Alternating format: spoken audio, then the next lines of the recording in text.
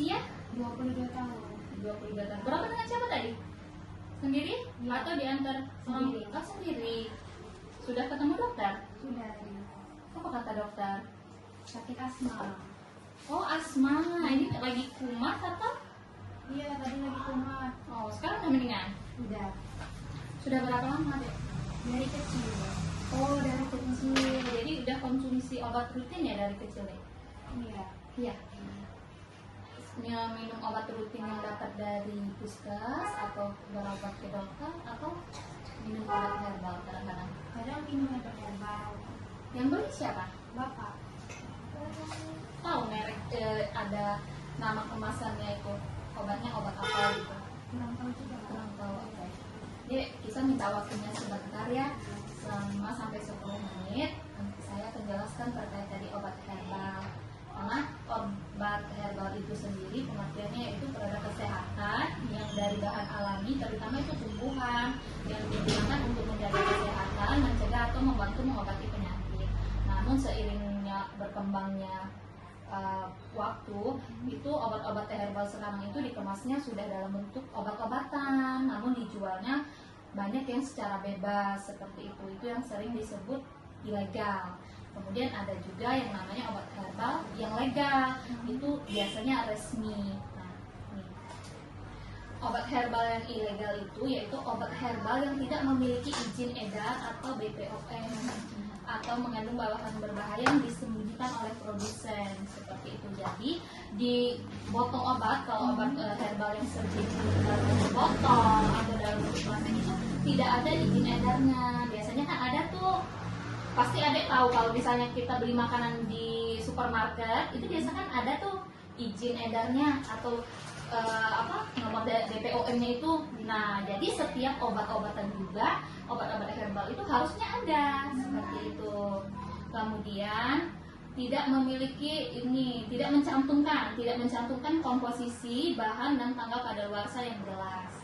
Sama seperti kita membeli makanan-makanan itu ada kan pasti komposisinya, pasti sering lah lihatnya apa sih komposisinya, kemudian tanggal kadaluarsanya gitu.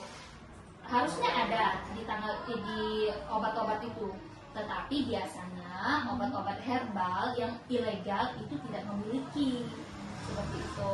Kemudian biasanya dia mengklaim bisa menyembuhkan berbagai penyakit secara cepat. Nih biasanya kalau misalnya ada teman-temannya atau tahu dari tetangga, mau minum obat ini aja, ini menyembuhkan segala penyakit, misalnya kan satu obat menyembuhkan berbagai penyakit, itu harus waspada karena tidak mungkin satu obat bisa menyembuhkan berbagai penyakit. Kan?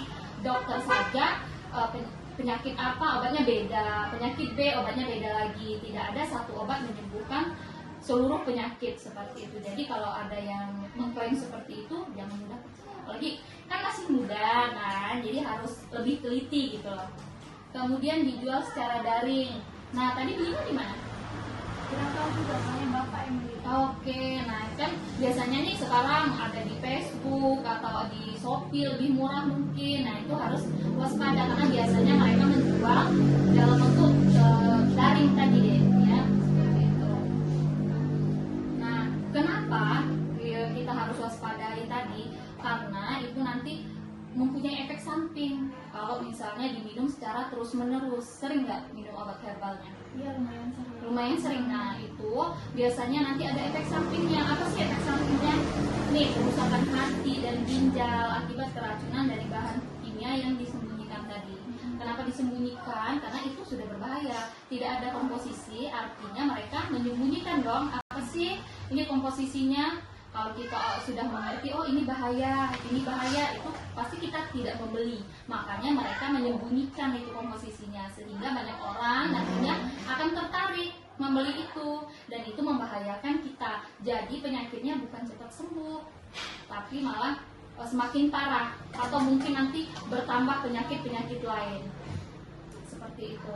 Nah, kemudian apa sih langkah-langkahnya biar kita tidak tergiur atau tidak salah memilih obat herbal tadi, mana yang legal dan mana yang ilegal? Makanya tadi setiap membeli itu kita lihat dulu ada nggak ini izin BPOM-nya, izin edarnya. Kemudian kita belinya di toko resmi, misalnya di apotik. Nah, kita beli di apotik biasanya kalau di apotik itu sudah yang resmi tuh, yang sudah ada izin edar atau dari BPOM tadi. Kemudian jangan mudah percaya tadi klaim dari tetangga, dari teman, dijanjikan obat-obatnya bisa menyembuhkan dalam waktu dekat, menyembuhkan berbagai penyakit, itu jangan mudah percaya. Yang terakhir itu bisa dikonsultasikan dengan tenaga kesehatan sebelum diminum.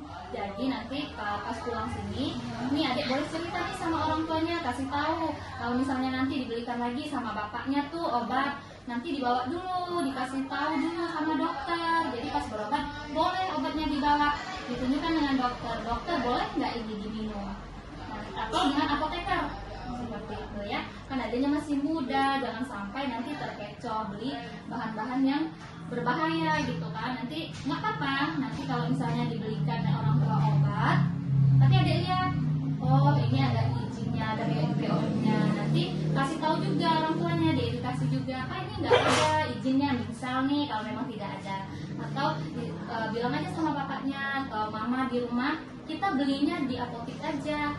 Jadi nanti langsung tanya sama orang apotiknya seperti itu ya. Sampai sini ada yang ingin ditanyakan? Sudah jelas ya? Oke, kalau sudah jelas, nanti pas pulang kasih tahu deh ya. Atau pasti ada obatnya di rumah, pas kebetulan ke puskesmas dibawa aja obatnya. Oke, seperti itu. Nggak ada yang ditanyakan ya? Jelas ya? Oke, terima kasih. Sama-sama, semoga cepat sembuh.